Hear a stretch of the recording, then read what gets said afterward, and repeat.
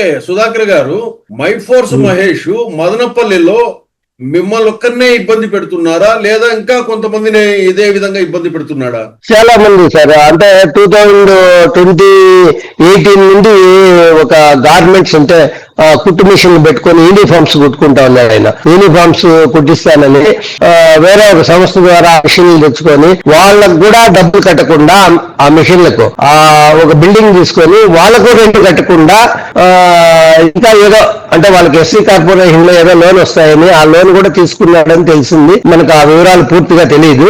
ఆ లోన్ తీసుకొని ఆ మిషన్ కూడా అట్లా పెట్టుకొని నామకా వాస్తే రన్ చేయకుండా ఆ బిల్డింగ్ ఓనర్ కూడా రెంట్ కట్టలేదు. అతను కూడా కంప్లైంట్ ఇచ్చారు ఎస్పీ గారికి. నేను బయట వచ్చిన తర్వాత అతను కూడా మాకు డబ్బులు కట్టలేదు, 2020 నుండి కరోనా అప్పుడు నుండి డబ్బులు ఇవ్వడు, మమ్మల్ని బెదిరిస్తూనే ఉంటాడు, వాళ్ళ ఎంటర్ ఫ్యామిలీ వాళ్ళు వచ్చి మమ్మల్ని నానా దుర్భాషలు ఆడుతూ ఉంటారు, ఎస్సీ అని బెదిరిస్తాడు వచ్చి. వాళ్ళ మదర్ ఆర్టీసీ కండక్టర్ గా పనిచేస్తుంది, ఆయన కూడా వచ్చి ఎక్కువ మాట్లాడుతుంది. మహిళని మేము గమనుంటాము, ఎందుకంటే వాళ్ళతో ఎస్సీతో ఎందుకు మనకు ఎస్సీలు కాబట్టి అనే ఉద్దేశంతో మేము గమ్మునుంటే రెచ్చిపోతున్నారు, మాకు డబ్బులు ఇవ్వలేదు అని చెప్పి అతను కూడా ఎస్పీ గారికి ఫిర్యాదు చేశారు.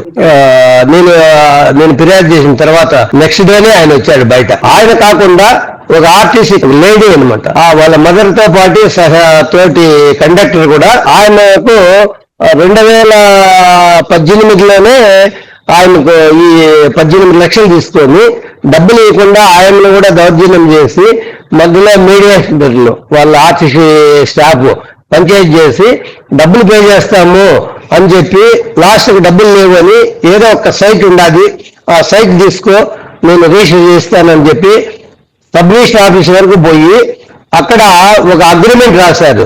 అగ్రిమెంట్ రాసి నీకు రిజిస్టర్ చేస్తున్నాము, చెక్కులు బాండ్లు వీడికి ఎత్తుకొని రా అని అవి చూపించిన తర్వాత అవి తీసుకొని అవి చింపేసి ఆయన చేతిలో రిజిస్టర్ చేయకుండా అగ్రిమెంట్ మాత్రం పెట్టారు. వేరే వాళ్ళ అగ్రిమెంట్ పైన ఈ అగ్రిమెంట్ నేను వాళ్ళు వచ్చి చేపిస్తాను అని చెప్పి ఈ చెక్కులు బాండ్లు తీసుకున్నంత వరకు రిజిస్టర్ అన్నారంట.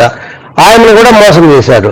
ఇంకా ఆయన ఏమీ చేసుకోలేక మళ్ళా వచ్చేస్తున్నాడు. వచ్చేసిన తర్వాత ఆయన కూడా 2018 అగ్రిమెంట్ టైం అయిపోతుందని కోర్టులో ఫైల్ చేసింది. ఆయన కూడా చేసేసి తర్వాత ఈ మధ్యలో ఈ జనసేన అధికారంలోకి రానిచ్చి ఆయన కూడా ఆ కోర్టులో ఫైల్ చేసినది కూడా మీరు దాన్ని క్లోజ్ చేయకపోతే మిమ్మల్ని అటాక్ చేస్తాము, నువ్వు ఆర్టీసీకి డ్యూటీకి పోతా ఉంటావు ఒకే దానివి, మధ్యలోనే నిన్ను ఇది చేస్తాము, నా కొడుకులు అంటే ఏమి, నా కొడుకులు 2 ఉండారు అని చెప్పి ఆయన పైన కూడా వాళ్ళ మదర్ పోయి దౌర్జన్యం చేస్తా ఉందండి ఇంటి దగ్గర.